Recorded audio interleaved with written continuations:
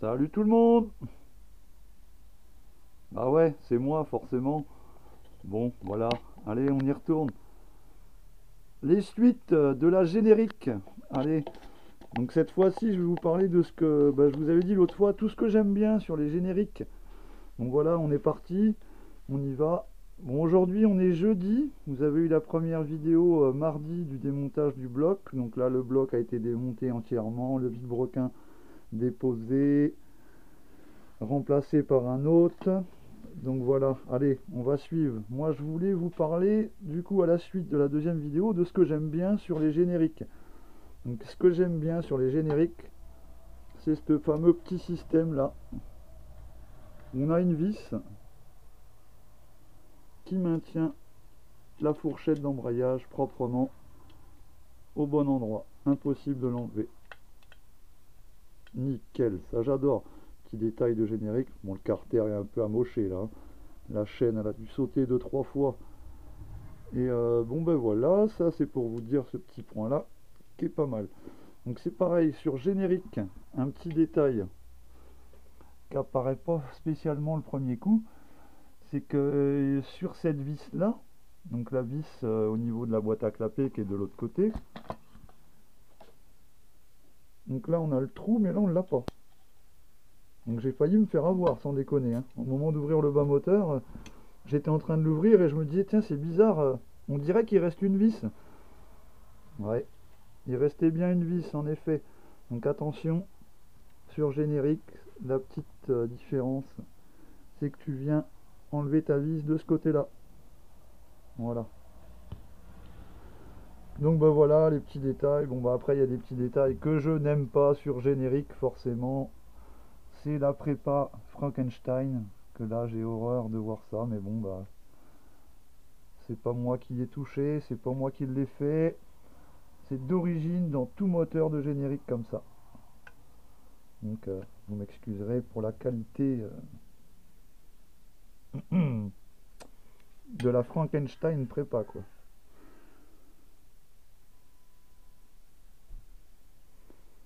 Mmh. Mmh. Même quand je fais une prépa, c'est plus propre que ça. Même la première que j'ai faite, hein, c'est pas pour me vanter. Bon, allez, on continue. Donc du coup, la petite générique, bah ouais, le vilebrequin, je pense que vous arriverez pas à voir, mais ça se situe là, au niveau de du pied de bielle, hein, de la tête de bielle, pardon. Oh, je sais même plus, je suis mécano pourtant. Bon bref, il y a un petit arrachement de matière, là on le voit pas en vidéo, mais les douilles et aiguilles commencent à être bien graniteux, granulés. Donc ça c'est mort. Donc c'est pareil, quand je tournais le vilebrequin monté sur le moteur, je sentais que ça gratouillait du roulement quelque part. Donc j'avais bien senti en effet, mais ça ne venait pas des roulements de vilebrequin. Donc là j'ai failli me faire avoir, enfin oui et non, heureusement que j'en avais en stock. Ça venait des roulements du balancier d'équilibrage qui se trouve ici. Donc là ça y est, c'est remonté, c'est des neufs.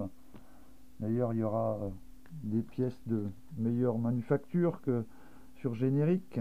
Donc voilà, j'ai changé les deux roulements. Et en particulier c'était celui-là qui était vraiment bien endommagé. Mais le truc il grattait au doigt avec... C'était mort, c'est mort Joe. Donc voilà, ben après ça, bon ça c'est pas grave, hein. Au final c'est des choses, une fois que c'est ouvert, faut le remplacer. Bah si, c'est pareil, pour parler des génériques et des pièces d'origine, et ben moi quand j'ai démonté le joint spi, je l'ai trouvé dans cet état-là. Putain, je sais pas si vous arrivez à voir, mais en fait la lèvre elle est cassée là. Le joint spi était donc comme ça dans le bas moteur quand j'ai ouvert. Voilà, c'est tout. Bon bah voilà, bah sinon ce petit joint spi, bah, ça va être remplacé puisqu'il y en aura de neuf aussi. Et puis bah, c'est pareil, je vais vous parler donc du fameux vilebrequin tout neuf à Paroche. Ah bah là le vilebrequin à Paroche il s'est pas laissé faire. Ça a failli mal tourner, hein. Comme le montage des roulements de vilebrequin du 94 Italkit. Donc j'avais fait une vidéo sur les montages de roulements à la presse. qui est là-bas. Bon, là on la voit pas, il y a trop de bazar, désolé.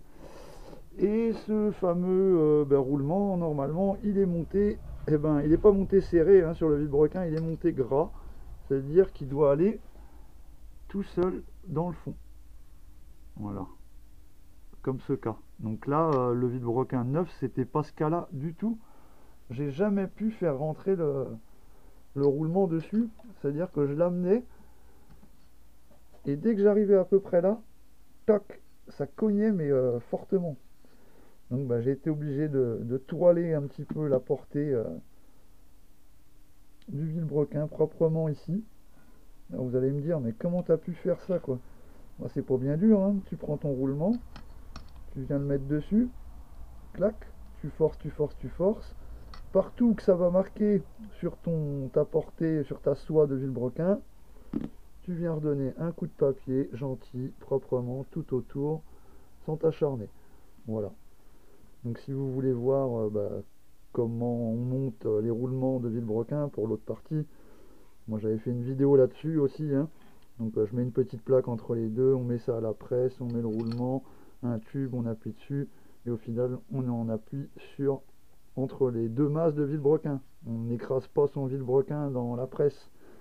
J'entends vraiment des sales trucs, il y a des fois. Bah, bref, moi je n'ai pas de souci de remontage de vilebrequin ou autre. Tout va toujours très bien. Donc voilà.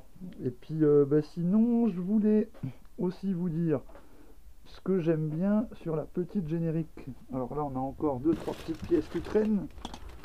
Qu'est-ce qu'on a là-dedans? On a toute la boîte de vitesse, l'embrayage.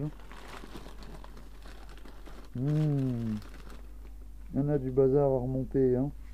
Donc qu'est-ce que j'aime bien, moi, c'est ça. Le fameux barillet de sélection. C'est qu'un barillet, tu me diras. Hein. Ouais, mais celui-là, il est différent. Celui-là, ça me fait vraiment penser à des vraies pièces de bécane. Hein, bref, des petits détails hein, qu'on a sur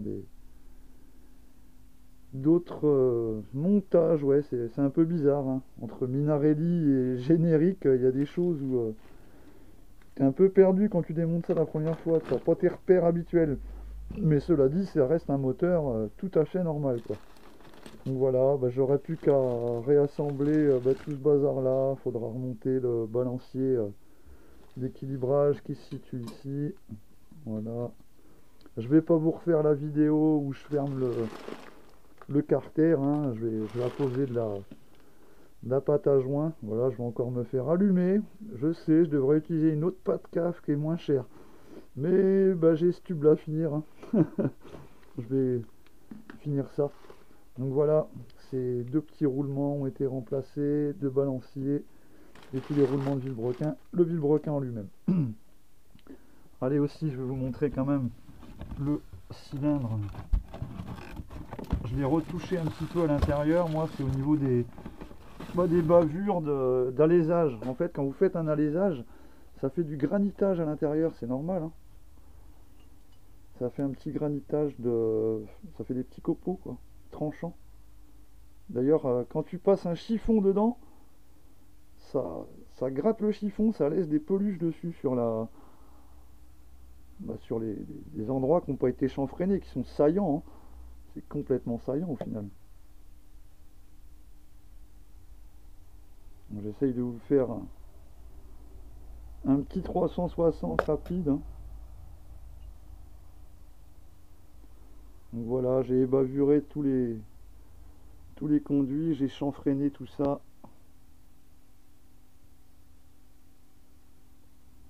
Désolé, j'ai un peu de mal avec la caméra des fois quand même. Donc voilà. Sinon, cela dit, ça sera remonté aussi. Et voilà, sinon moi je vais vous laisser là-dessus. Je pense pas que je referai une vidéo, hein, comme je vous le disais, du remontage complet du bas moteur. Ça n'est pas utile. Donc voilà, à part ça, j'espère que tout le reste va très bien se passer. Sinon, moi je vous souhaite une bonne continuation. Et puis à bientôt les amis. Ciao ciao.